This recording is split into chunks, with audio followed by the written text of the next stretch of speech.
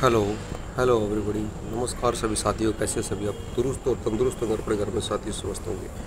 साथियों, आने वाले समय के अंदर जो ALMSC की भर्ती होगी साथियों, तो उसके अंदर कुछ क्वेश्चन ऐसे लेके आया हूँ जो आपको याद हो जाएंगे और आपका नंबर बिल्कुल भी नहीं कटेगा ट्रांसफार्मर के रिगार्डिंग। तो सबसे पहले शुरुआत करते हैं साथियों ये देखिए क्या होता है। जो ट्रांसफार्मर होता है साथियों, उसके अंदर मेन ऑयल टैंक होता है साथियों, उसके साथ बाद में लगती है बूच होल्स रिले।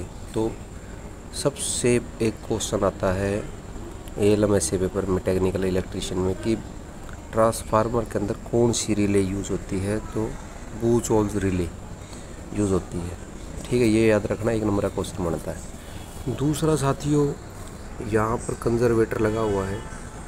ठीक है, यहाँ से ऑयल जब गर्म होता है तो यहाँ से चलते हुए कंडेंसर में आता है। ठीक है, ये ब्रीदर होता है साथियों। ब्रीदर में से ये हवा खींचता है साथियों, क्योंकि आपको पता है हवा तो खींचेगा। जब हवा में नमी होती है, बारिश का मौसम हो जाता है, जब ह्यूमिडिटी ज़्यादा होती है, तो उस टाइम यहाँ से जब हवा ये अंदर खींचता है, तो यहाँ इसके अंदर तेल के अंदर अगर नमी चली गई है ट्रांसफार्मर ऑयल के अंदर, तो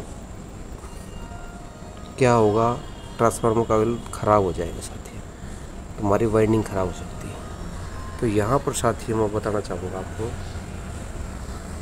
कि ये जो नमी है ये अंदर ऑयल तक ना जा पाए, तो उसके लिए यहाँ पर क्या यूज़ किया जाता है वो दिखाता हूँ आपको। ठीक है, तो यहाँ पर दो क्वेश्चन हो गए कि ट्रांसफार्मर के अंदर कौन सी रिले यूज़ होती है, तो बूच होल्स रिले। दूसरी बात साथियों, बूच होल्स रिले किसके मुद्दे में लगाई जाती है, तो ये मेन ऑयल टैंक और कंजर्वेटर के बीच में लगाई जाती है। ये दो प्रश्न कई बार आए साथियों।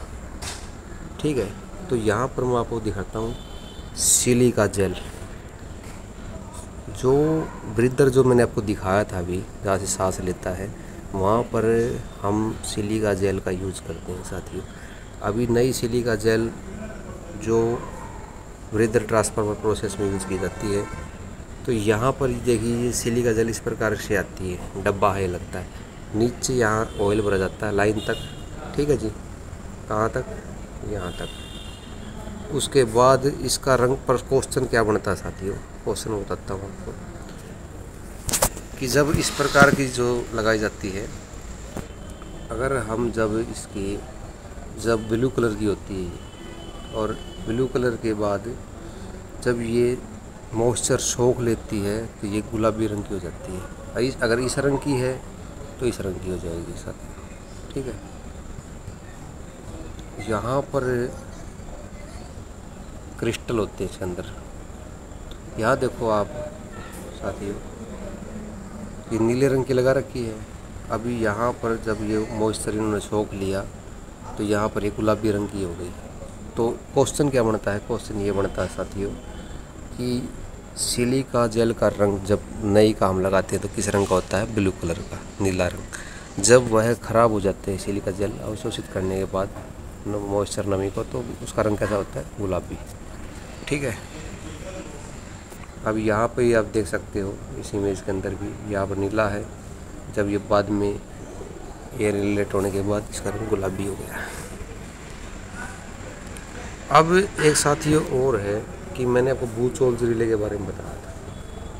बूच होल्स रिले जो है वो एक प्रोटेक्टिव डिवाइस है ट्रांसफार्मर के लिए। क्यों, बूच होल्स रिले मेन टैंक और कंजर्वेटर टैंक के बीच में लगती है, ये बात मैंने आपको बताया। दो मरकरी स्विच यूज़ होते हैं, एक अलार्म सर्किट के लिए, एक ट्रिप सर्किट के लिए।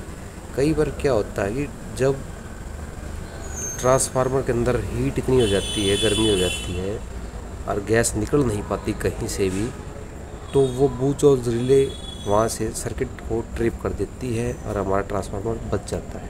क्योंकि ट्रांसफार्मर कई लाखों का, करोड़ों रुपए के आते हैं, वो बहुत महंगी डिवाइस होती है।